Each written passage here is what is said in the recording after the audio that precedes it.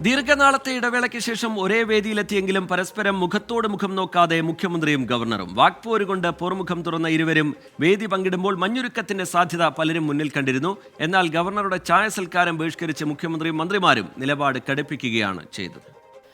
രാജ്ഭവനിലെ വേദിയിൽ കനപ്പിച്ച മുഖവുമായി എത്തിയ മുഖ്യമന്ത്രി പിണറായി വിജയനും ആരിഫ് മുഹമ്മദ് ഖാനുമാണ് മന്ത്രിമാരുടെ സത്യപ്രതിജ്ഞാ ചടങ്ങിൽ ശ്രദ്ധാകേന്ദ്രങ്ങളായത്.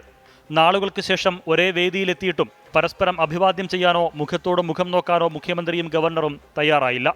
Shri Ramachandran Kadannappally and Sri K.B. Ganesh Kumar, ministers designate, are present to take the oaths of office in secrecy. 6 minute വേദി പങ്കിട്ടിട്ടും മഞ്ഞുരുക്കത്തിന്റെ സൂചന നൽകുന്ന ശരീരഭാഷ പോലും ഇരുകൂട്ടരിൽ നിന്നുമുണ്ടായില്ല.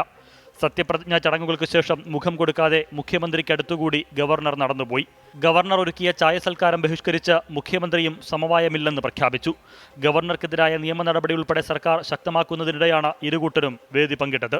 എന്നാൽ വേദി പങ്കിട്ടതുകൊണ്ടോ ഒന്നിച്ച് ചായ കുടിച്ചതുകൊണ്ടോ തീരുന്നതല്ല പ്രശ്നങ്ങളെന്നാണ് സർക്കാർ നിലപാട്.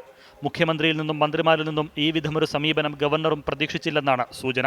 അതുകൊണ്ടുതന്നെ ആരിഫ് മുഹമ്മദ് ഖാന്റെ ഇനിയുള്ള നീക്കങ്ങളും ശ്രദ്ധേയമായിരിക്കും. ഗവർണറുടെ നയപ്രഖ്യാപന പ്രസംഗത്തോടെയാണ് ഇനി നിയമസഭ ചേരേണ്ടത്. ഇക്കാര്യത്തിൽ സർക്കാരും ഗവർണറും സ്വീകരിക്കുന്ന നിലപാടാകും അടുത്ത അരങ്ങിൽ നിഴലിക്കുക. 24 തിരുവനന്തപുരം. ലോകത്തെവിടെയായാലും ഏത് സമയത്തും 24 വാർത്തകളും ഓഗ്മെന്റഡ് റിയാലിറ്റി പാക്കേജുകളും എക്സ്പ്ലെയിനറുകളും വിശദമായി കാണാൻ ഞങ്ങളുടെ യൂട്യൂബ് ചാനൽ നിങ്ങൾക്ക് സബ്സ്ക്രൈബ് ചെയ്യാം.